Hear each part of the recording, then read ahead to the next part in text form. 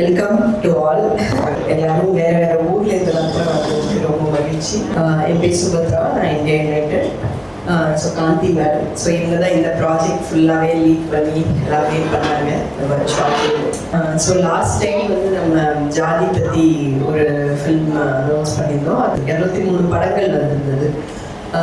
அதுலேருந்து ஒரு 5 film select பண்ணி அது வந்து வெற்றிமாறன் டேரக்டர் வந்து கொடுத்தாங்க அவார்டு. ஸோ இந்த வாட்டி பெண் அப்படிங்கிற ஒரு டாபிக். ஸோ அதில் வந்து பெண் டைரக்டர் வந்து கொடுக்குறாங்க அவார்டு இப்போ கொண்டு போகிறாங்க. ஸோ எனக்கு வந்து திவ்யா பாரதி மேலே வந்து ரொம்ப மரியாதை தாண்டி ரொம்ப ஆச்சரியமும் கூட. ஸோ எனக்கு ஆக்சுவலாக அவங்க இன்னைக்கு கரெக்டாக கிடைப்பாங்க இதாக கொடுக்கறதுக்கு அப்படிங்கிறதே எங்களுக்கு ஃபியூ டேஸ் முன்னாடி தான் கிடச்சிது, எனக்கு தெரிஞ்சிச்சு. So very happy about that. And ஜில்லு பற்றி சொல்லணும்னா எனக்கு கொஞ்சம் கொஞ்சம் தெரியும், ரொம்ப தெரியாது, கொஞ்சம் கொஞ்சம் அவங்க அதுக்கு எவ்வளோ கஷ்டப்பட்டுருக்காங்க அப்படிங்கிறது தெரியும். ஒரு 1 இயர் 1.5 இயர்ஸ் முன்னாடியிலேருந்தே நான் கொஞ்சம் அவங்க கூட டச்சில் இருக்கிறதுனால எனக்கு தெரியும். ஸோ ஒரு பெண் வந்து டைரக்டர் ஆகணும் அப்படின்னா எவ்வளோ கஷ்டம், ஒரு பெண் பாலிட்டிஷியன் ஆகணும்னா எவ்வளோ கஷ்டம், ஒரு பெண் வந்து ஒரு ஐஏஎஸ் ஆஃபீஸர் ஆகணும்னா எவ்வளோ கஷ்டம், ஒரு பெண் வந்து என்னத்தை பண்ணணும்னு நினச்சாலும் நம்ம நாட்டில் வந்து ரொம்ப ரொம்ப ரொம்ப கஷ்டம்தான். ஸோ அதில் வந்து பெரிய அதிசயம் வரைக்கும் நீங்கள் பார்த்து அந்த ஒரு ஒரு பாட்டு பார்த்தாலே எவ்வளோ டேலண்ட் அவங்க அப்படின்றது தெரியும். ஒரு பெண் டைரக்டர் அப்படிங்கிறது வந்து ஏதோ அவங்களுக்காக கிடையாது, வந்து ஒரு சமுதாயத்துக்கான ஒரு தீர்வாக நான் பார்க்குறேன். ஏன்னா ஆண்கள் சொன்ன கதையை தான் நம்ம கேட்டுக்கிட்டே இருக்கோம். இதிகாசம் புராண காலத்துலேருந்தே ஆண்கள் சொன்ன கதைகளை தான் கேட்டுக்கிட்டே இருக்கோம். ஆண் பார்வையில் தான் நம்ம எல்லாத்தையுமே பார்த்துட்டு இருக்கோம். ஸோ பெண்ணுடைய பார்வை எப்படி இருக்கும் அப்படிங்கிறது பெண்களுக்கே தெரியாது. ஏன்னா கன்சியூமராகவும் நம்ம ஆண்களுடைய பார்வையை தான் நம்ம கன்சியூம் பண்ணிக்கிட்டே இருக்கிறோம். ஏன்னா படம் எடுக்கிறது பெண்கள் கிடையாது, படம் பார்க்கறது பாதி பாதி பெண்கள். அப்போ ஆணுடைய பார்வையை தான் நம்மளுமே பார்த்துக்கிட்டே இருக்கோம். நம்ம சிந்தனையிலையுமே ஆணுடைய பார்வை தான் வந்து கிடைச்சிக்கிட்டே இருக்கு. ஸோ அதனால 100 டைரக்டர் இருந்தால் அதில் 50 டைரக்டர் பெண்களாக இருக்கணும் இருந்தாலும் அப்போதான் நம்ம சமூகம் ஒரு ஆரோக்கியமான சமூகமாக வர்றதுனால ஒரு வாய்ப்பாக இருக்கு. இல்லைன்னா வந்து வாய்ப்பே கிடையாது. ஸோ அந்த இதில் வந்து நம்மளுடைய தார்மீக கடமை வந்து திவ்யா பாரதி மேடம் போன்ற டைரக்டர்ஸ் வந்து, அதுவும் இந்த மாதிரி எக்ஸ்ட்ரீம்லி டேலண்டட் பீப்புளுக்கு வந்து நம்ம ரொம்ப ரொம்ப அவங்க கூட நிற்க வேண்டிய ஒரு அவசியம் இருக்கு. ஏன்னா இது வந்து நார்மலாக உங்களுக்கு இருக்கக்கூடிய எல்லா பிளாட்ஃபார்ம்ஸுமே வந்து பணக்காரங்கள்னா எக்கச்சக்கமாக பணத்தை வச்சுட்டு என்ன செய்யறது அப்படின்னு தெரியாம இருக்கிறவங்களுக்கான இந்த மீடியாவும் இந்த திரைத்துறையும் எல்லாமே பணத்தை வச்சுட்டு என்ன செய்யறதுன்னு தெரியல, நிறைய கொள்ளடிச்சு வச்சிருக்கேன் என்ன செய்யலாம் அப்படிங்கிறவங்களுக்கானதா தான் இருக்கு. அதை வச்சு அவங்க 100 கோடி 200 கோடி எடுக்கக்கூடிய படங்கள் எல்லாமே இவ்வளோ டாக்ஸிக்கா இருக்கு அப்படிங்கிறது நம்ம பார்த்துட்டு தான் இருக்கோம்.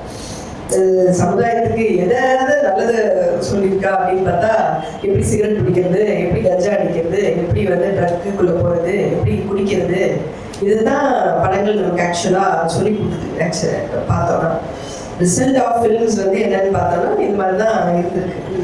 வெறும் அந்த அவ்வளோ என்ன சொல்றது, ஒரு திமிங்கிலங்கள் இருக்கக்கூடிய ஒரு கடல்ல யார் வந்து சரியான ஒரு விஷயத்த பண்றாங்களோ அவங்க கூட நிற்கிறது வந்து நமக்காக மட்டும் கிடையாது, நம்ம குழந்தைகளுக்காக, நம்ம அடுத்த தலைமுறைக்காக நம்ம வந்து நிற்கணும். இன்னொன்று இது வந்து it needs lot of support. நிறைய பீப்புள் வந்து we have to actively work in getting it done.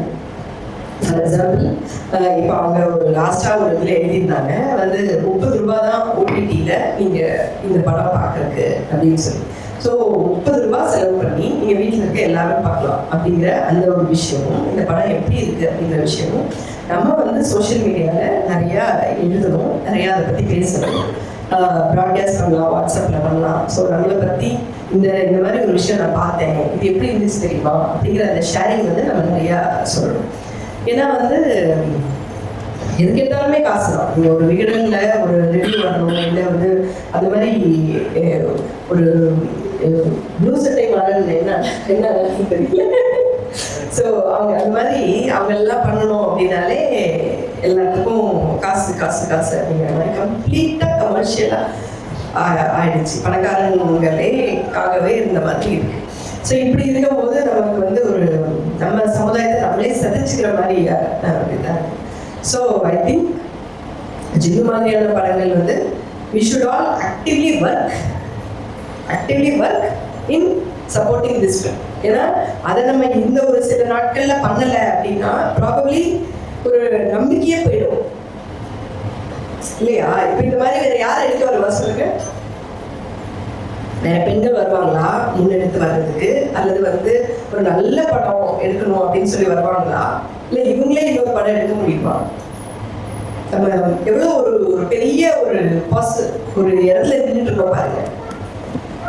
So I think இங்க இருக்கக்கூடிய ஒரு 60-70 பேர் can definitely make a change அப்படின்னு நான் நினைக்கிறேன். We should all do that. Gandhi madam, குறிப்பா சொல்ல போனா ஜின்னுங்கிற படத்தோட கருத்தை எத்தனை பேர் புரிஞ்சுப்பாங்கிறதே ஒரு பெரிய கேள்விக்குறியா நான் பார்த்தேன். ஏன்னா நாங்க அந்த மூவி போகும்போது நான் பாதி படத்துக்கு மேல நான் டோட்டலி ஆஃப் மோடுக்கு போயிட்டோம். ஏன்னா அந்த படத்தை பார்த்து அசிமுலேட் பண்றதுக்கே ஒரு பெரிய சக்தி வேணும்னு நான் நினைக்கிறேன். அந்த மாதிரி சொன்ன மாதிரி சுபத்ரா சொன்ன மாதிரி இந்த டாபிக்கை டச் பண்றதுங்கிறதுக்கு திவ்யாவால மட்டும்தான் முடியும்னு நான் நினைக்கிறேன் ஆக்சுவலா. ஏன்னா சொன்ன மாதிரி எத்தனை பணக்காரங்களுமே இந்த இந்த மாதிரி மூவி இந்த மாதிரி சப்ஜெக்ட்ல பணத்தை போட யாரும் வரமாட்டாங்க. அடுத்தடுத்து இப்போ அடுத்த திவ்யா பண்ண போற அடுத்த படத்துல எத்தனை சேலஞ்சஸ் ஏற்கனவே கல்கூஸ் படம் எடுத்து ஒரு போராட்டத்தை பார்த்தாங்க. இப்போ இந்த படம் அடுத்த அவங்களும் விடறா இல்லை, படம் எடுத்துட்டு தான் இருக்க போறாங்க. அதுக்கு நம்மளால என்ன சப்போர்ட் பண்ண முடியுமோ. அண்ட் இன்னொரு விஷயம் வந்திருக்க எல்லாருக்கும் இந்தியா யுனைடெட்ங்கிற ஒரு செல்ஃப் வாலண்டியரிங் குரூப் வந்து 2 வருஷமா உங்களால் முடிஞ்ச வரைக்கும் இந்த சோசியல் ஸ்பேஸை கொடுக்கணும், மக்கள் பேசணும், எல்லாத்த பத்தியும் பேசணும். சொல்றோம் இந்த இன்க்ளூசிவ்னஸ் சொல்றத வந்து புரிஞ்சு பண்ணணும். சும்மா நானும் ஷார்ட் ஃபிலிம் எடுத்தேங்கிறது ஐடியா கிடையாதுங்க. இப்போ ஷார்ட் ஃபிலிம்ல வர மெசேஜை நீங்க எவ்வளவு மெனக்கிட்டு இருக்கீங்கிறது தான் நம்ம பார்க்க வேண்டியிருக்கு. ஆக்சுவலா ஒரு சப்ஜெக்டை வந்து நீங்க எவ்வளவு தூரம் புரிஞ்சுக்கிட்டீங்க, அதை எவ்வளவு தூரத்துக்கு அதுக்காக ஒர்க் பண்ணிருக்கீங்கிறது தான். இது அதை வச்சுதான் நாங்கள் இந்த 43 ஷார்ட் லிஸ்ட் பண்ணோம். இதே மாதிரி தொடர்ந்து பண்ணி மக்களிடம் இந்த வேல்யூஸை கொண்டு போய் சேர்க்கணும். எப்படிங்கிறத வந்து எல்லாமே எங்கள் யங்ஸ்டர்ஸ் கிட்ட தான் இருக்கு. எங்களால் முடிஞ்ச வரைக்கும் அதோட மேடை அனுப்பிச்சு கொடுக்கணும், ஸ்பேஸ் அனுப்பிச்சு கொடுக்கறதுல நாங்கள் ரொம்ப தீவிரமா இருக்கோம். அதுக்கு ஒரு ஒத்துழைப்பு தேவை. அடுத்து வரப்போற டாபிக் நாங்கள் என்ன நினைச்சிருக்கோம்னா மூட நம்பிக்கைகள். நம்மளுக்கே இருக்கிறாரு மூட நம்பிக்கைகள் எப்படி அதை வச்சு ஏதாவது எப்படி அதுல இருந்து வெளியில வரலாம். இப்ப நம்ம பகுத்தறிவு இப்ப கொலு ஒரு சமூகம் தான் வைக்கும், ஏன் நம்ம வைக்கக்கூடாதுன்றத பிரேக் மொனாட்டனி. அது மாதிரி மூட நம்பிக்கைகள் எப்படி நம்ம பிரேக் பண்ணலாம் அப்படிங்கிறத பத்தி ஐடியா பண்ணி வச்சுட்டு எனக்கு சொல்லுங்க. அதை பத்தி நம்ம மூவிஸ் ஷார்ட் ஃபிலிம்ஸ் பண்ணலாம். தயவு செஞ்சு என்னோட அப்போசிட் கான்டாக்ட் நம்பர்ஸ் இருக்கும், மீடியா நெட் நம்பர் பண்ணுங்க. இப்ப திவ்யா வந்து பேசுவாங்க, அவங்க கிட்ட நம்ம அவார்ட் வாங்கலாம். திவ்யா கொஞ்சம் அவங்க என்ன அடுத்த ப்ராஜெக்ட்ஸை பற்றிலாம் கொஞ்சம் நம்மளுக்கு புரிய வைப்பாங்க. நம்மளால முடிஞ்ச அளவுக்கு அவங்களுக்கு தொடர்ந்து அவங்களோட சேர்ந்து நம்மளால ஒர்க் பண்ணணும். Definitely that's what on our upcoming projects we will be there. அஞ்சு படத்துடைய குழுக்கள் அத்தனைத்துக்கு வாழ்த்துக்கள். நான் வாழ்க்கையில் ஷாப்பிங் பண்ணதே இல்லை, பண்ணுற ஐடியாவும் வந்ததே இல்லை இந்த நிமிஷம் வழிய. அப்புறம் இந்த சீல்டு சர்டிஃபிகேட்டெல்லாம் வாழ்க்கையில் பண்ணாத பார்த்துருந்தேன். அது உங்களுக்கு பகிர்ந்துக்கிறத ரொம்ப சந்தோஷம். நான் அமெரிக்கன் காலேஜ் காலேஜில் சினிமாக்கான கூட உலக நுழைஞ்சாரு. சினிமானா அந்த தமிழ் சினிமா குப்பையே கிடையாது, நாளை இயக்குனர் குப்பையே கிடையாது. எனக்கு அந்த சைடு நான் அது மட்டும் நிறைய பேர் வளர்ந்துன்னு இருக்கிறாங்க. அதே நான் பண்ணுறேன். அதுக்கு நான் தமிழ் செக்ஷன் வளர்ந்து வரணும். அம்பேத்கரையும் பெரியாரையும் மார்க்ஸையும் ஏன் நான் படிச்சுட்டு வரணும். உலக சினிமாக்களையும் ஈரானிய சினிமாக்களையும் நான் ஏன் பார்த்துட்டு வரணும். அதை பண்ணுற நிறைய பேர் இருக்கிறாங்க. அதனால மாற்று சினிமா தான் வாழ்க்கை அப்படின்னு சொல்லி தான் அமெரிக்கன் காலேஜ் 2008 வயசை கண்டுபிடிச்சிக்கோங்க. 2008 வந்து ஜாயின் பண்ணேன். நான் போகிறதே கட்சி கம்யூனிஸ்ட் கட்சியோட ஒரு தீவிர செயல்பாட்டாளர் தான் போனேன். அதுவும் நான் சிபிஎம் கிடையாது, அவங்க எம்எல்ஏ இருந்து வந்த பின்னணி உள்ள வந்ததில்லை. அப்படி போனாலும் அங்கே ஒரு பெரிய போராட்டம், அந்த போராட்டம் இன்வால்வ் ஆனோம். அப்புறம் கல்லூரியிலிருந்து வெளில தூக்கி எறியப்பட்டோம். போன ஒரு வருஷத்தையே அந்த சினிமா கனவு கூட சதைச்சு அனுப்பிட்டாங்க. அப்புறம் தான் தெரிஞ்சு விஸ்கம்க்கும் சினிமா எடுக்கிறது சம்மந்தமே இல்லை. கோர்ஸ் முடிச்சு எவனாலும் சினிமா எடுக்க முடியாதுங்கிறது தெளிவாக புரிஞ்சுக்கிட்டேன். சில விதிவிலக்குகள் இருக்கலாம், பட் சினிமா எடுக்கிறதுக்கும் விஸ்கம் மீடியா மாஸ் கம்யூனிகேஷன் இதுக்கும் சம்மந்தமே இல்லை. இந்த டிகிரிக்கும் அதுக்கு சம்மந்தமே இல்லைங்கிறது தெரிஞ்சது. ஒருவேளை நான் விஸ்கம் கம்ப்ளீட் பண்ணியிருந்தா இன்னைக்கு நியூஸ் 18, 17, 20 அதில் என்கிட்ட போய் நியூஸ் கெட்டு வந்திருப்பேன், டெக்னீஷியனாக இருந்திருப்பேன். அப்படியே வாழ்க்கை நாசமாக போயிருக்கு. நான் படைப்பாளியை உருவாக்கவே மாட்டேன். படைப்பாளியானது இந்த போராட்டம் இனி படைப்பாளி ஆகிடுச்சு அப்படின்னா அப்படி எனக்கு பேசுறதுங்கிறது எனக்கு இயல்பு தான். ஏன்னா பேசுகிற மாதிரி தான் வேலை. கட்சியிலேருந்து எல்லாமே பேச மாதிரி தான் சொல்லி கொடுத்துருக்காங்க. மக்களோட பேசி பேசி பேசி அதெல்லாம் குழப்பம். எந்த மடையாமல் எத்தனை பேருக்குனாலும் யாரு மட்டும் பேசலாம். ஆனால் என்ன சிரமம்னா, நான் யாரும் தெரியாதவங்களுக்கு முன்னாடி பேசுறது. நான் யாருங்கிறது திவ்யா பாரதிங்கிற பேரு, அவங்களுடைய இவங்க பிரிக்கப்பட்ட டைரக்டர், அந்த பேரில் அவங்க முன்னாடி பேசுறது எனக்கு எந்த அர்த்தமும் கிடையாது. எவ்வளோ நேரம் பேசினாலும் இந்த ஊதுன சங்கு மாதிரி தான் போயிடும். நான் யாருங்கிறது என்னோட வேலை, என்னோட 18 வருஷம் வேலை, என்னோட அடையாளங்கிறது என்னோட வேலை, என்னோட இலக்கு, நான் சந்திச்ச போராட்டங்கள், அதுதான் விஷயம். அது தெரியாத நபர்கள் கிட்ட பேசுறது ரொம்ப சங்கடம். அப்படி ஏதோ ஒரு முகத்தையும் என் பேர் எங்கேயோ தூரமா கேட்ட ஒரு 4-5 பேர் இங்க இருக்கிறீங்க, சந்தோஷம், நன்றி. கக்கூஸ் படம் வாங்கின மிகப்பெரிய அவார்டுங்கிறது அதுக்கு எதிராக போடப்பட்ட 18 வழக்குகள். பெருமையா நினைக்கிறேன். இப்படியான விருதுகள் எந்த இயக்குனருக்கும் கிடைச்சிருக்கு. ஒருத்தர் வந்த படத்துக்கு நான் வாங்கின அவார்டு ட்ரெய்லருக்கே போட்ட வழக்கு. அது நிர்மலா சீதாராமன் மேடமே இங்கிலீஷ்ல டைப் பண்ணி அனுப்பின எப்படியாரு ட்ரெய்லர் படத்துக்கு ட்ரெய்லருக்கு மறந்துச்சு இந்திய அரசாங்கம். 3.20 நிமிஷம் ட்ரெய்லருக்கு வந்துச்சு. தலைமறை வந்து படத்தை போஸ்ட் ப்ரொடக்ஷன் முடிச்சு நான் படத்தை ரிலீஸ் பண்ணேன். தலைமறை வந்து நான் என்னோட film making state Gorilla film making நான் சொல்றேன். ஒரு குரிலா ஃபில்ம் மேக்கிங் பண்ணுற டேரக்டர். எங்களுக்கு 3 வேலை சொல்லல, ஒரு நாளைக்கு ஒரு வேலை சாப்பாடு இருந்தா அப்படிங்கிறதே கனவோட தான் எங்க டீம் வேலை பார்ப்போம். எனக்கு வரப்ப கூட மேடம்க்கு வந்து ப்ரொடக்ஷனுக்கு என்ன பண்றதுன்னு யோசிக்கிறத விட அடுத்த சாப்பாட்டுக்கு என்ன பண்றதுங்கிறதான் பெரிய கவலையா இருக்கு அப்படின்னு பேசிக்கிறது. ஏன்னா நீங்க நிறைய பேர் நீங்க அறிமுகப்படுத்துறப்ப திவ்யா ஷார்ட் ஃபிலிம் டைரக்டர் செம்ம கோபம் வரும். ஏன்னா நம்ம தமிழ் சமூகத்துக்கு ஆவணப்பட இயக்குனருக்கும் குறும்பட இயக்குனருக்கும் கூட வித்தியாசம் தெரியாத தமிழ் சமூகமா இருக்குங்க. ஆவணப்படங்கிற வடிவமே இங்க தமிழ் சமூகத்துக்கு தெரியும். நான் இந்த படத்துக்காக போகாத இடம் கிடையாது. இந்தியா முழுக்க போயிட்டு இந்தியா முழுக்க ஸ்கிரீனிங் பண்ணிருக்கேன். என் சொந்த ஒரு ஸ்கிரீனிங் நடக்காது, என் பக்கத்து ஒரு தூத்துக்குடி ஸ்கிரீனிங் நடக்காது, மதுரை நானே அதனால சொல்றேன். கோவில்பட்டில் வந்து ஸ்கிரீனிங் பண்ணப்ப ஒட்டுமொத்த அமைப்பும் வந்து பிஜேபிக்காக வந்து அடிச்சுங்க ஒரு பொங்கலத்தையே எப்படியான காவல்துறையோட தூக்கிட்டு போனாங்கிறது அவங்க கோவில்பட்டாங்க. அப்ப இந்த செய்தி உங்களுக்கு வரல, ஏன்னா கக்கூசுங்கிற பேரோ ஒருத்தர் பேரோ திவ்யா பாரதிங்கிற பேரோ உங்களுக்கு வரல அப்படின்னா என்கிட்ட பிரச்சனை இருக்குங்கிறதாண்டி உங்ககிட்ட உங்களோட சர்ச் இன்ஜின் சர்ச் ஹிஸ்டரியில பிரச்சனை இருக்குங்க. நீங்க எதை தேடுறீங்க? அதே ரீல்ஸ்லயும் அதே இதெல்லாம் நான் ஓடிட்டு இருக்கேன். உங்களுக்கு வந்து விடுங்கன்னா நீங்க எதை தேடிட்டு இருக்கீங்க? உங்களுடைய நீங்க எக்ஸ்போஸ் பண்ற இடம் எங்க வருது? யூடியூப்குள்ள அப்படின்னு சொல்லி டிஸ்கவுண்ட் ஸ்டூடெண்ட்ஸ் இருப்பாங்க, சினிமா கணக்குகளோட இருப்பாங்க, படத்தை பார்க்கவே கேள்வி கூட படுக்க மாட்டாங்க. ஆச்சரியமா இருக்கு. நான் படம் பண்ணணும்னு யோசிச்சேன். அந்த குழந்தை பருவத்தில் ஆவண படம் எடுக்கணும்னு, ஷார்ட் ஃபிலிம் எடுக்கணும் எனக்கு யோசிச்சது தமிழ் சினிமா பண்ணணும்னு நோக்கம் எனக்கு எனக்குமே கிடையாது. சென்னையிலே இருந்து அடுத்த ஒரு ப்ரொடக்ஷனை கமிட் பண்ண ரொம்ப நேரம் வந்தாங்க. நான் ரிஜெக்ட் பண்ணேன். ஏன்னா எனக்கு அரசியல், நான் பொலிட்டிக்கல் ஃபில்ம் மேக்கர். எனக்கு என்னோட சொந்த அறிவுக்கெல்லாம் படம் எடுக்க முடியாது. இனி ஒரு விஷயம் போட்டு தாக்கணும், தொந்தரவு பண்ணணும், தூங்க விடாம நீ அழுக வைக்கணும், கோபம் வரணும், வெடிச்சு வெளியே வரணும். என் படம் ரூம் போட்டு எல்லாம் யோசிச்சா நான் எதுவுமே பண்ண முடியாது. நீ எனக்கு என்ன பண்ணுவீங்கன்னு கேட்டீங்கன்னா தெரியாது. ஏதாவது வந்து எனக்கு தொந்தரவு பண்ணி தூங்க விடாம பண்ணணும், வலி தாங்க முடியாது, கோபம் தாங்க முடியாது. அந்த என்னடா பண்ணுறீங்களே அப்படிங்கிறத படம் எடுத்துறேன். என்னோட அவுட்லெட், என்னோட வடிகால். அப்படிதான் என்னால படம் எடுக்க முடியும். கக்கூஸ்க்கு பின்னாடி சில என்ஜிஓஸ் எல்லாம் வந்தாங்க. என்ஜிஓஸோட ஃபண்டிங்ல தூய்மை இந்தியா பத்தி எடுங்க, பயோ வைரஸை பத்தி எடுங்க, நீ எடுத்துக்கோ. நீ போன நைட் 2 மணிக்கு சொல்லி நான் எதுல போவேன்? எனக்கு அந்த என்ன துப்புரவு செப்டிக் டேங்க்ல சாகடிக்கிற நீ தடி பக்கம் தான் பிரச்சனை. ஒருத்தர் வரங்கிறது எங்கேயோ இல்லைங்க. ஒருத்தர் வர படம் ஏன் தமிழ்ச்சவங்க மறந்துச்சு? ஒரே ராத்திரியில 4 தடுப்பு செத்து போனான் மீனவன். ஏன் தூத்துக்குடி காரணம் தெரியல? தூத்துக்குடிக்கு தூத்துக்குடிக்கு மிஞ்சி போன 150 கிலோமீட்டர்.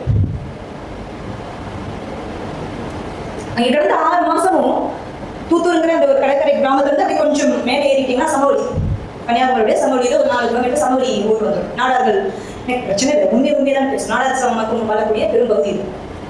அந்த வீட்டை நான் தங்கி இந்த வீட்டில் 8 போனோம் வரல. அந்த அக்கா பார்த்துட்டு எங்க பைக்ல கூப்பிட்டு வந்த அந்த அண்ணனை பார்த்துட்டு ஏன் இன்னும் மீன் வரலன்னு கேட்கறாங்க. பிரச்சனை அவங்களுக்கு ஏன் மீன் வரல? அந்த வீட்டில் போனா வரலங்கிறது 2 கிலோமீட்டர் சமவெளி காணிக்க தெரியும், மதுரை காணிக்க எப்படி தெரியும், மற்றவங்களுக்கு எப்படி தெரியும்? நீ அந்த ஒருத்தரோட பாட்டை பார்த்துப்பீங்க, போட்டோ ஃபிலிம்ஸ். என் அப்பையும் செத்துட்டான், என் புருஷன் செத்துட்டான், என் அண்ணன் மச்சான் செத்துட்டான், நான் கட்டி பிடிச்சி அழுது ஒரு முத்தத்தை கொடுத்து வாயிலை வயிற்றை அடிச்சு அனுப்பி விட்டுருவேன். மனமாறிடும். போட்டோ ஃபிலிமை பார்த்து அனுப்பி வச்சேன். நானும் இருக்கிறது உங்களுக்கு அந்த வழியாக தான் புரியுமான சத்தியமா தெரியல. என்னுடைய ஒவ்வொரு படத்துடைய ஆக்கமும் அதுக்கு முன்னாடி பின்னாடி ஒரு மனநோயாளி மாதிரி தான் இருக்கு. இந்த டிப்ரெஷன் தாங்க எங்க போய் இந்த ஹீலிங் தெரப்பியை ஸ்டார்ட் பண்ணே தெரியாது. ட்ராமான்னு சொல்லிட்டு என்னோட கேமரா பிடிக்க நிறைய ஷார்ட்ஸ் இருக்கணும். கேமரா பிடிச்சிட்டு கண்ணீர் ஊற்றிக்கிட்டு இருக்கும். நான் பார்க்குறதுக்கு இப்படி யார்கிட்ட செம அழுமுச்சுன்னா அது மாதிரி நினச்சி போயிடும். அதுதான் இங்கே உந்தி தருதுன்னு நினைக்கிறேன். ஸோ ஜில்லு படம் 2019 ஜனவரியில் துவங்கின படம். அப்படி போய் இப்படி போய் 20 முடிச்சு லாக்டவுன்ல சிக்கி 21 சென்சார் போர்டு சர்டிஃபிகேட் போயிட்டாங்க. 2021 சென்சார் சர்டிஃபிகேட் முடிஞ்ச போய் 24 ஒரு சின்ன ஓடிட்டு வந்து இன்னைக்கு நேச்சுரல் கார்டியன்ல ஓடிட்டு வந்து 21 போய் 24 கிடையாது எவ்வளோ சென்சார் போர்டு சர்டிஃபிகேட்டே வரேன். ஆனால் எடுத்த 2013 டிசம்பர் 12 குப்பையில போட்டுருவோம். 2021 அக்டோபர் 22 அன்னைக்கு எங்க அப்பா செட் அன்னைக்கு சென்சார் சர்டிஃபிகேட் எனக்கு கிடைக்குது. அது பாருங்க சென்சார் போர்டு கொடுத்தாங்க பட்டு சென்சார் சர்டிஃபிகேட் வல்கரியும் வயலன்ஸையும் இரட்டை அர்த்த வசனங்களையும் தூக்கி கொடுக்குறவங்களுக்கு நம்மளுக்கும் ஏக்கெல்லாம் இன்னொரு இன்டர்பிரேட்டிங் ஏற்பாடு அரசியல் இல்லையா அப்படின்னா புதுசாக ஏற்பாடு அலர்ட்டு நாங்களே இதெல்லாம் நம்பிட்டு நம்ம அப்பாவியா அப்படின்னு சொல்லுது. இன்னைக்கு 2024 படத்தை கொண்டு வந்தாச்சு. 2 மணி நேரம் முதல் ஃபிக்ஷன். என்னோட ஃபிக்ஷன் எனக்கு கிடைச்ச சின்ன ரிசோர்ஸ், சின்ன கேமரா, சின்ன டீம். நீங்க இத்தனை பேர் இருக்கிறீங்க, ஒரு சாஃப்ட்வேருக்கு ஒரு 10 பேர் வந்து நிற்கிறீங்க. நான் 2 பேர் தான் நிற்போம் கேமரா முன்னாடி. நானும் என்னோட 2 தம்பிங்க நிற்பாங்க. ஏன்னா அதை கஷ்டப்பட்ட நடிக்கிறேன் திட்டு நான் கேட்கறி வந்து டிஃப்யூசர் வைப்பா, லைட்டை குடிப்பா, அதை குடிப்பா. எனக்கே உத்தரவாதம் அப்போ எப்படி நம்பி 10 பேர் தூக்கி தலைய முடியும்.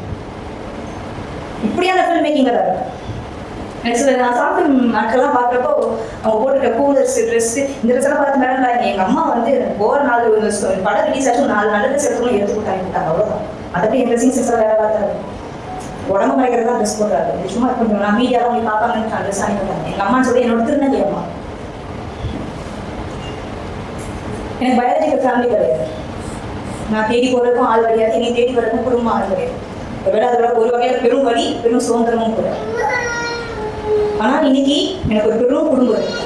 தமிழ்நாடு முழுக்க குடும்பம் இருக்கு. கக்கூஸில் பாதிக்கப்பட்ட அத்தனை குடும்பங்களும் என்னோட குடும்பம். அங்கே இருக்க குழந்தைங்களுக்குலாம் நான் சித்தி அத்தை ஒருத்தர் வரல. மீனவ மக்கள் என்ன சொல்றேன்னு தெரியல. அந்த தூத்தூருடைய செல்லத்தில் நான் இன்னைக்கு தமிழ்நாட்டு திருநங்கைக்குரிய குழந்தை நான். தமிழ்நாட்டு திருநங்கை சமூகம் நாளைக்கு நான் செத்து போனா என்னை தூக்கி போற தமிழ்நாட்டு திருநங்கைகளாக தான் இருப்பாங்க நான் நம்புறேன். அப்படியான லைஃப் டைம், அதாவது ஒரு வாழ்க்கையில இத்தனை லைஃப் டைம் என்னால வாழ முடிச்சுக்கோங்க, யாராலையும் வாழ முடியாது. அப்படியான ஒரு லைஃப், ஒரு வாழ்க்கையில இத்தனை வாழ்க்கை வாழ்க்கை. அடுத்து எனக்கு என்ன வாழ்க்கை காத்துட்டு எனக்கு தெரியல. இந்த வாழ்க்கை எனக்கு எதை அன்ஃபோல்ட் பண்ண போகுதுன்னு தெரியல. ரிசீவ் பண்ண தயாரா இருக்கிறேன். எந்த உத்தரவாதமும் இல்லாம என்னால் தொடர்ந்து இயங்க முடியும். ஏன்னா நான் கம்யூனிஸ்ட் கட்சியில ஒரு முழு நேர ஊழியரை ஆர்ப்பாட்டம் பண்ணியிருக்கேன், சாலை மறியல் பண்ணியிருக்கேன், அரெஸ்ட் ஆயிருக்கேன், ஏகப்பட்ட வழக்குகளை கக்கூஸ் மாடியே வாங்கிட்டேன். கொஞ்சம் வழக்குகள் கிடையாது. 18 வயசுக்குள்ளேயா என்ன அனுபவிக்கும் அதை நான் அனுபவிச்சது கிடையாது. 21 வயசுக்குள்ள என்ன அனுபவிச்சது கிடையாது. நீங்க 33 வயசு 33 வயசுக்குள்ள 33 வயசு பெண்கள்லாம் எதெல்லாம் பண்ணுவாங்க எதுவுமே நான் பண்ணது கிடையாது. நான் ரொம்ப சந்தோஷமா இருக்கேன், நிறைவா இருக்கேன். எனக்கு ரோட்ல இறங்கி கோஷம் போறது பெரும் கொண்டாட்டமா இருந்துச்சு. போலீஸ் கூட சண்டை போட்டு அரெஸ்ட் ஆகுது பெரும் சந்தோஷமா இருந்துச்சு. ஸோ இப்படிதான் நீ இருக்கணும் அவங்க இருக்கு நான் சொல்ல வரேன். அது எல்லாரும் அவங்களோட வாழ்க்கையோட தேர்வு வேற, எனக்கு இருந்த விஷயம் வேற. ஆனா குறைந்தபட்சம் சமூக பொறுப்போட இந்த பே பேக் டு சொசைட்டிங்கிறதுக்கு சமூகத்துக்கு இருக்கணும்.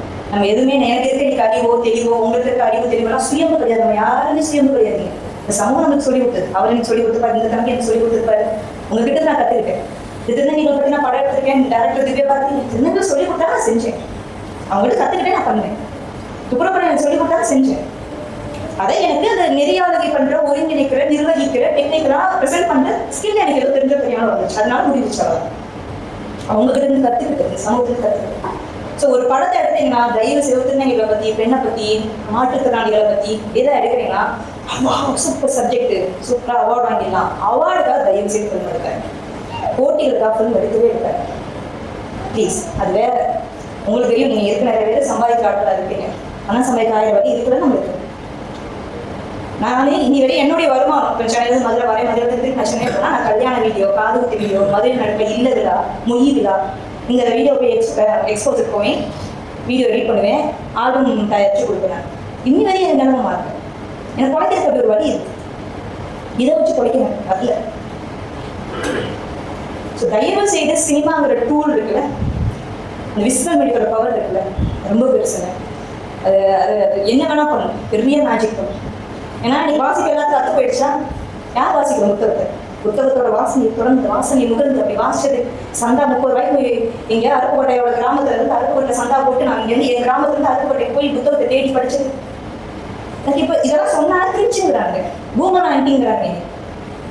படிக்காம எப்படி சினிமா பண்ணீங்க?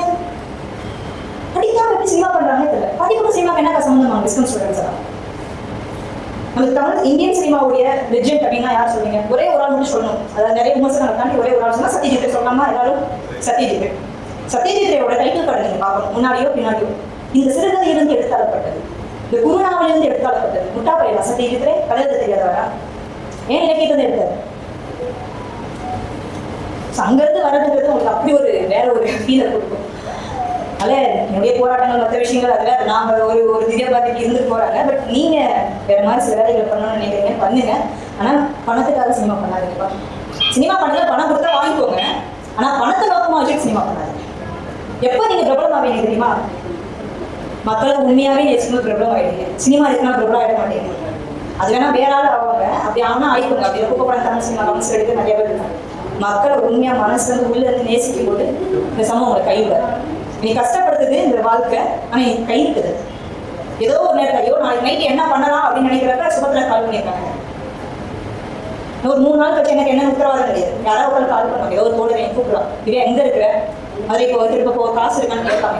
எனக்கு தெரியும், நல்லா இருக்கு. நாளைக்கு இந்த நிச்சயம் இல்லாமல் இந்த வாழ்க்கை நல்லா இருக்கு. சேர்த்து வச்சு முடக்கி வச்சு வாழ்க்கை இன்னும் யாரையா கதையை கேட்டுட்டு ஏதோ போறது நல்லா இருக்கு. எதுவும் நான் பேசணும்னு நினைக்கிறேன். ஜில்லு கப்பூஸ் ஒருத்தர் உள்ள படம் யூடியூப்ல தாங்க கிடக்குது. பச்சை கணக்கில் பார்த்து வாட்டா கிடக்குது. இங்கே அவங்களுக்கு ஸ்கிரீனிங் கல்லூரிகள் வழியாக போயாச்சு, பண்ணியாச்சு. போகாத மாநிலங்கள் ஒன்றுமே கிடையாது. டெல்லி அரசாங்கம் அரவிந்த் கெஜ்ரிவால் வந்து பெரிய விருது கொடுக்குறாரு. படத்து மேலே இல்லை, பிஜேபிக்கு மேலே இருந்த காதல் கொடுக்குறாரு. அதெல்லாம் தெரியாமல் நாங்கள் வாங்குறோம்.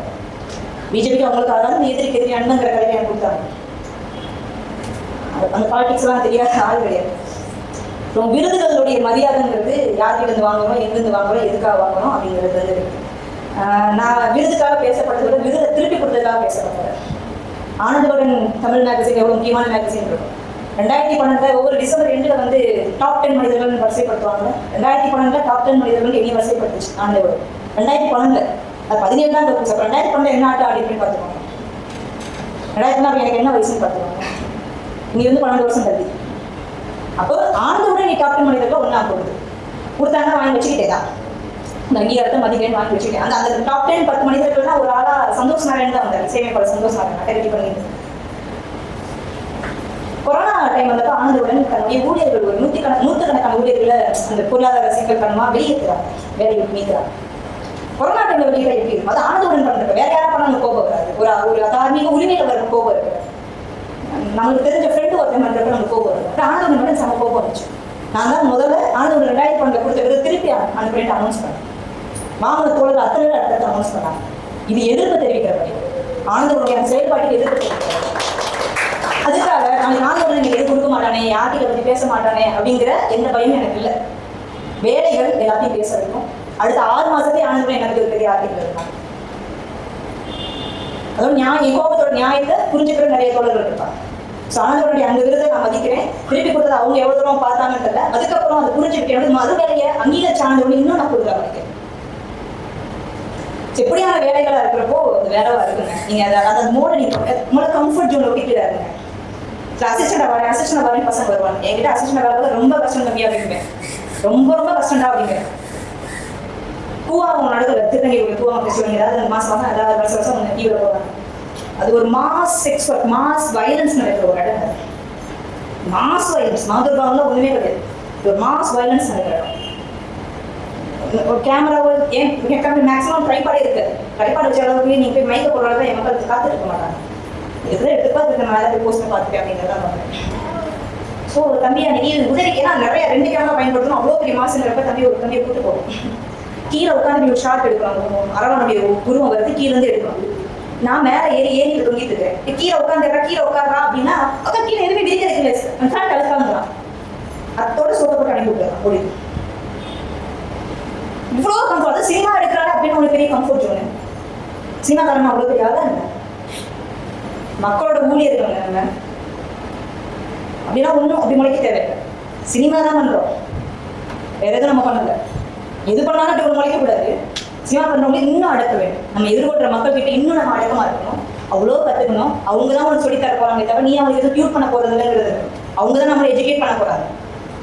நீ டேரக்டர் ஒரு சீட்டை உட்காந்தாலும் நீ அவங்க எஜுகேட் பண்றதுனா எந்த தார்மீக உரிமையும் நம்மளுக்கு இருக்குன்னு நினைக்கிறேன். ப்ரெசென்ட் பண்ணலாம், தியரட்டைஸ் பண்ணலாம், சப்மிட் பண்ணலாம். அதுக்கு நம்மளுக்கு இருக்கிற வேறு சில விஷயங்கள் வந்து நம்ம பண்ணலாம். அதை அவங்களால தியரட்டைஸ் பண்ணி சப்மிட் பண்ண முடியும். நாம அதை பண்றோம், அவ்வளோதான். ஸோ அந்த ஒரு கொஞ்சம் அமைதியாக பண்ணுங்க. சாஃப்டி மேக்கர்ஸ் அப்படிங்கிறதோ நீங்க இந்த திவ்ய பாரதி ஃபிலிம்க்கு இதை போட்டிருக்கேன். என்னோட படத்தை பார்க்குறப்போ திவ்ய பாரதி இதை போடுறதுக்கு எனக்கு கை பூசு. இத்தனை படம் பண்ணதுக்கப்புறம் இந்த படத்தை நான் வேணாம் சும்மா டைரக்ஷன் திவ்யா பாத்தின்னு போடுங்க அப்படின்னா, ஏன் திவ்யா பாத்தின்னு போடுங்க, அது எனக்கு பிராண்ட் அப்படின்னு நான் ஏற்றி விடாதுடா, எனக்கே பயமா இருக்கா வேணாண்டா அப்படின்னா இன்னும் பூசுது எனக்கு பார்க்குறப்பெல்லாம். ஏன் திவ்யா பாத்தி ஃபிலிம் பெரிய வார்த்தைங்க, ஒரு டேரக்டரே ஏன் திவ்யா பாத்தி ஃபிலிம், ஏன் மணிரத்னம் ஃபிலிம், ஏன் சத்யஜித் ஃபிலிம் அப்படின்னு வரது பெரிய. ஆனால் நிறைய நண்பர்களை பார்த்து ஃபர்ஸ்ட் படத்தே போட்டுறாங்க, பெரிய விஷயமா இருக்கு. இந்த கான்ஃபிடன்ஸ் அவளை மதிக்கிறேன், பாராட்டுறேன், அது உரிய நம்பராக பெரிய வார்த்தை, கொஞ்சம் நஞ்ச வார்த்தை, பெரிய வார்த்தை. ஸோ தமிழ் சினிமா அப்படிங்கிறது எந்த திசையை நோக்கி போயிட்டு சில மாற்று சினிமாக்கள் வந்துட்டு இருக்குது. இதில் ஜில்லு அப்படிங்கிற படம் வந்து 21 எடுத்து 21 சென்சாரே முடிச்சு 24 ஒரு சின்ன பிளாட்ஃபார்மில் வெளியிட்டிருக்கிற படம். இந்த 21 to 24 மதுரையில் என்னோட ஸ்டூடியோவில் என்னோட வீட்டில் இந்த படத்தை 1000 முறை பார்த்துருக்கேன். இந்த இருட்டறைக்குள்ள 1000 முறை உட்காந்து பார்த்து பார்த்து பார்த்து எத்தனை முறை கண்ணீர் வச்சுக்கேன்னு தெரியும். கண்ணீர் வச்சுக்கன்னா அந்த காட்சியோடைய தாக்கம் தாங்கம், நான் தானே டேரக்டர், ஒரு லெவலுக்கு மேலே நம்ம கண்ணீர் வடிக்க நின்று போயிடும். அதுக்காக இந்த படம் செத்து போகுது, அழுகிட்டு இருக்கேன், அழுகி நீச்சல் எடுத்துருந்தேன், இன்னும் கொஞ்ச நாள் போனால் எக்ஸ்பைரி டேட் இல்லாமல் செத்து போயிடுனேன். ப்ரொடியூசர் நம்பி ஒரு 4 பேர் வந்து வந்தாங்க, ஒரு குடும்பம், அந்த அண்ணன் தம்பி மாமன் வச்சாலும் என்ன ஆக போறான், கடற்கரை பகுதின்னு சொன்னாங்க. அது நான் சொல்லி ஒருத்தர் படத்தை எடுத்து அந்த கிராமத்தை சேர்ந்த மீனவர் என்ன நோக்கி வந்து இந்த படத்தை ப்ரொடியூஸ் பண்ணாங்க. என் சமூகத்துக்காக நீ ஒன்று பண்ண உனக்கா பண்றேன், இப்படி நான் ஒரு எனக்கான பசங்க எனக்கு என்ன நீடு இருந்தது இல்லை, இப்படி ஒரு சமூகத்தை வேலை செய்யணும் எனக்கு எக்ஸெப்ட் பண்ணுவோம்னு சொல்லிட்டு தன்னுடைய அப்பாவுடைய மருத்துவ செலவுக்கு தன்னுடைய குழந்தையுடைய கல்வி செலவுக்கு வச்சிருந்த அந்த 5 லட்சம் 10 லட்சம் அப்படி எடுத்து போட்டு ஸ்பெண்ட் பண்ண தொகை இந்த தொகை. நீங்க அதை நேற்று அண்ணா கடைசியில் பேசினப்ப என் மேடம் சொன்னாங்க, பிளாக் ஷீப்ல 30 ரூபா கட்டி பார்க்கலான்ட்டு, பேர் பர் வியூ. ஏதோ நிறைய பேர் நினைச்சிட்டு இருக்காங்க பிளாக் ஷீப் வந்து எங்க கிட்ட லட்சமா படத்தை கொடுத்து படத்தை வாங்கிட்டாங்கன்ட்டு. 30 ரூபா பே பண்ணா அதில் 65 தயாரிப்பாளருக்கு 35% ஓடிடி. 30 ரூபா ப்ளஸ் ஜிஎஸ்டி 5 ரூபா ஆட் ஆகுதுங்க. அதை வர ஜிஎஸ்டி மோடி சார் வச்சிருக்கேன். 35 ரூபா நீங்கள் ஜிபே பண்ணுவீங்க. இந்த 30 ரூபாவில் அந்த தொகையில் 65% 19 ரூபா 50 காசு. என் தயாரிப்பாளருக்கு போகிற காசு 19 ரூபா 50 காசு. நீங்கள் இப்போ தான் ஈவினிங் டேஷ்போர்ட் ஓப்பன் பண்ணி பார்த்துட்டு வந்தேன், 256 பேர் பார்த்துருக்காங்க. 256 into 19 50 5000 ரூபாயா? நாங்கள் போட்ட தொகை எங்கேயோ இருக்கு. 1 லட்சம் பேர் 10 லட்சம் பேர் பார்க்குறாங்க அந்த தேட்டம் பேர். அதெல்லாம் அண்ணாவோட பேசிட்டு இருக்கிறப்ப ஒருத்தர் உள்ள படத்துல எத்தனையோ படங்கள் கடல்ல மூழ்கி, எத்தனையோ உடல்கள் கடல்ல மூழ்கிச்சு, எங்க படம் கடல்ல போட்டதான் நினைச்சு போறீங்க அப்படின்ட்டு ஒரு வார்த்தை ஒரு தயாரிப்பாளர். அது தமிழ் சினிமாவுடைய பிரம்மாண்ட தயாரிப்பாளர் நிறைய இருக்காங்க. ஆனா தமிழ் சினிமாவோட மிக பிரம்மாண்ட தயாரிப்பாளர் என்னோட படத்தோட தயாரிப்பாளர் மட்டும்தான், அது யாருமே கிடையாது. ஒரு வகையில கொடுத்து வச்சோம் நாங்க. இப்படியான தயாரிப்பாளர் முதல் படத்துக்காக செய்தது நான் கொடுத்து வச்சோம். எனக்கு இன்னைக்கு பேர் கிடைக்குது, ஏதோ திடீர்னு அடுத்த படம் சொல்லிட்டு பேர் கிடைக்குது, இன்னைக்கு பற்றி விவாதம் நடக்குது, சந்தோஷமா ரிசீவ் பண்ணுங்க. உழுக்குது உள்ளத்தை போட்டு என் தயாரிப்பாளர் குடும்பத்தை நினைச்சு உழுக்குது, என்ன ஆக போறாங்க என்ன ஆக போறாங்க. அண்ணா கிட்ட சொன்னது, நான் ஒரு 10 வருஷம் டைம் கொடுங்க, எனக்கு இதெல்லாம் பெரிய காசு, 10 வருஷம் கூட நடக்குமான்னு தெரியல. நான் என்ன நாளைக்கு கல்யாண வீடியோ போய் எடுத்து சம்பாதிச்சு 2000 ரூபா வாங்கினா அது 500 ரூபாய்க்கு எடுத்து வச்சிருக்கேன். 10 வருஷத்துல கடன் எப்படியா தீர்த்து கேட்டாங்க. ஸோ இந்த இடத்துல இருக்கிறவங்க படம் பாருங்க, பார்க்காம போங்க, 30 ரூபா பே பண்ணுங்க. அது 24 நாட்டுக்கு தான் 30 ரூபா. உங்களுக்கு விருப்பம் இருந்தால் இன்னொரு 24 மணி நேரம் வச்சு 30 ரூபா போடுங்க. இந்த மனுஷன் திரும்பி படம் பண்ண வரமாட்டார். ஆனால் அந்த மீனவ குடும்பத்துக்கான அந்த வாழ்க்கை இருக்குல்ல, எனக்கு என்னன்னு தெரியல, சாரி இந்த ஸ்பேஸ் நான் வேற ஏதோ பயன்படுத்துறேன்னு நினைக்கிறேன். பட் ஃபில்ம் மேக்கிங் ஒன்றும் அவ்வளோ, அது என்ன மாதிரி ஃபில்ம் மேக்கிங் அவ்வளோ ஈஸி கிடையாது. திருநங்கைகள் குறித்து ஒரு உலகத்தை நீங்கள் புரிஞ்சுக்கணும் அப்படின்னா தயவு செஞ்சு இதை பாருங்க அப்படிங்கிறத சொல்றதுக்கே ரொம்ப சங்கடமா இருக்குங்க. சக மனுஷியா பாருங்க, இந்த சமூகத்தை நோக்கி கேட்குற அளவுக்கு வச்சுக்கிட்டீங்க பாருங்க. நம்மளோட சக மனுஷியா பாருங்கடான்னு கேள்வி பண்ண வச்சுக்கிட்டீங்க பாருங்க. எங்களெல்லாம் நான் ஒன்றும் அப்படி எங்களுக்கு நீ எப்படி திருநங்கை கூட இப்படி ஒன்றா வாழ்ற, திருநங்கை கூட எப்படி ஃப்ரெண்டாக இருக்கிற, ஒரே வீட்டில் போய் ஷேர் பண்ணுறேன், திருநங்கை கூட தானே இருக்கிறேன், நான் ஒன்றும் ஜூல இருக்கிற சிங்கத்தை கூட வாழலையே. அப்போ இந்த படத்தில் முழுக்க முழுக்க திருநங்கை நடிச்சிருக்காங்க. ஏன்னா திருநங்கை கூட திருநங்கை தான் நடிப்பாங்க. திரும்ப நீங்க எத்தனை டப்பா வச்சு நடிச்சிருப்பீங்க. நிறைய மித்து உங்களுக்கு திருநங்கை பற்றி இருக்கிற அத்தனை மித்தும் பொட்டன்ஸ் தவிர முடியும். அதுக்காக பார்க்குறீங்களோ படத்தை பார்க்காம போகணும். அந்த சினிமாட்டிக் எக்ஸ்பீரியன்ஸ் கூட உங்களுக்கு வேணாம், 30 ரூபா பே பண்ணுங்க. வேற வழியில் நம்மளால ப்ரொமோட் பண்ணிக்க வேண்டிய தேவை இருக்குன்னு நினைக்கிறேன். இனிமேலாவது கேஸ் போட்டு தலைமறைவாயிட்டு இந்த வாழ்க்கை ஒரு அளவுக்கு முடியாதுன்னு நினைக்கிறேன். 33 வயசாச்சு ஓடுறது கொஞ்சம் உடம்பு இழுக்க மாட்டேங்குது. 5 வருஷம் வச்சு என்ன நிச்சயம் இல்லை. திருப்பி மதுரை போகிறதுக்கு மதுரை சென்னை வரைக்கும் என்ன பண்ணுறது எந்த உத்தரவாதமும் இல்லை.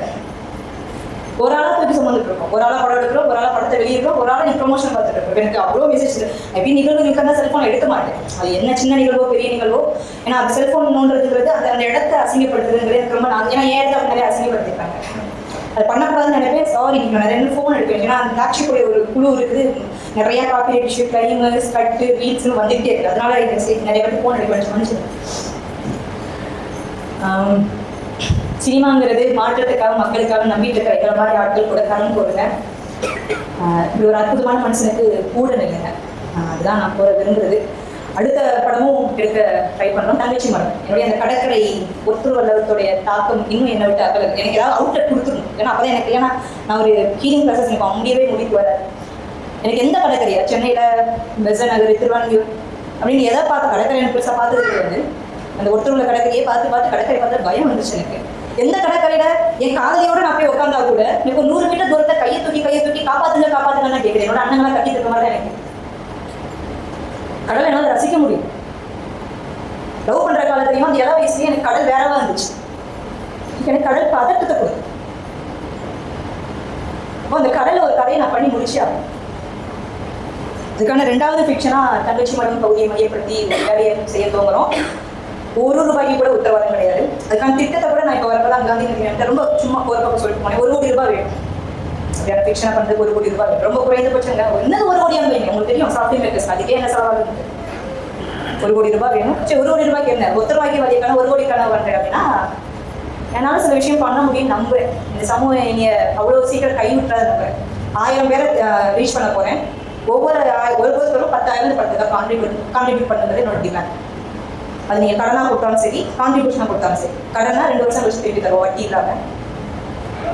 இதுதான் எங்கள் பிளான். ஸோ இதுக்கும் சேர்த்து உங்களால் என்ன பண்ண முடியுமோ பண்ணுங்க, கற்றுக்க.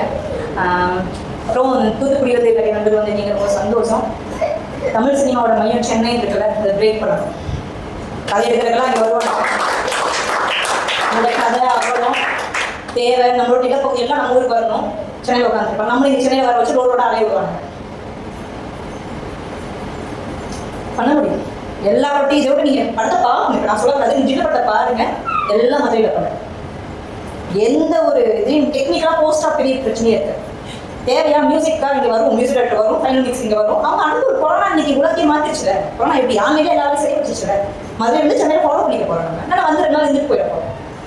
சென்னையில் வந்து கோடம்பாக்கத்தில் 100கணக்கில் அசிஸ்டன்ட் டேரக்டர் சுற்றி இருக்கணுங்கிற அவசியம் இல்லைங்க தம்பிலாம். வாழ்க்கையும் அடிக்காது. நம்ம கதை மாந்திரர்கள் நம்ம ஊரில் இருக்கிறாங்க. இங்கே வந்து நம்ம எடுத்தோம்னா வேற அங்கே வச்சு இங்கே வச்சு என்ன பண்ணுறது?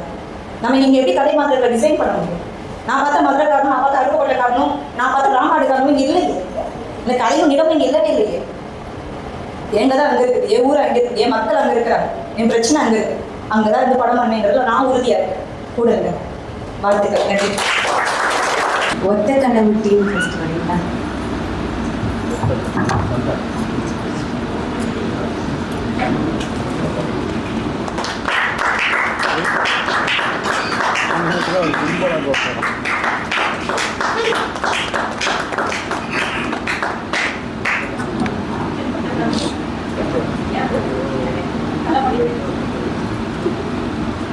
காணல் நீர்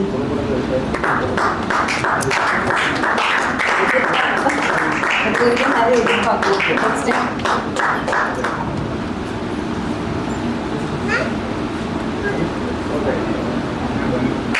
கார்த்திகா ஐஏஎஸ் பெரிய டீம் அப்புறம் தூத்துக்குடி வாங்க. அஜித்க்கு சந்தோஷம் நினைக்கிறேன்.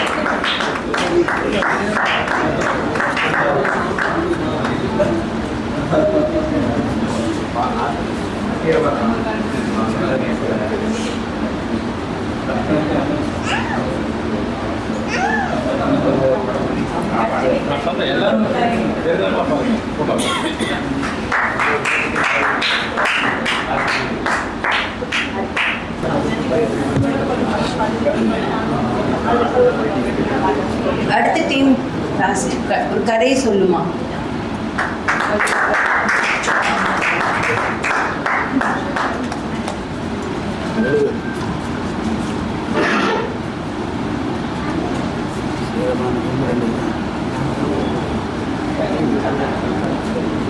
கனவு டீம்.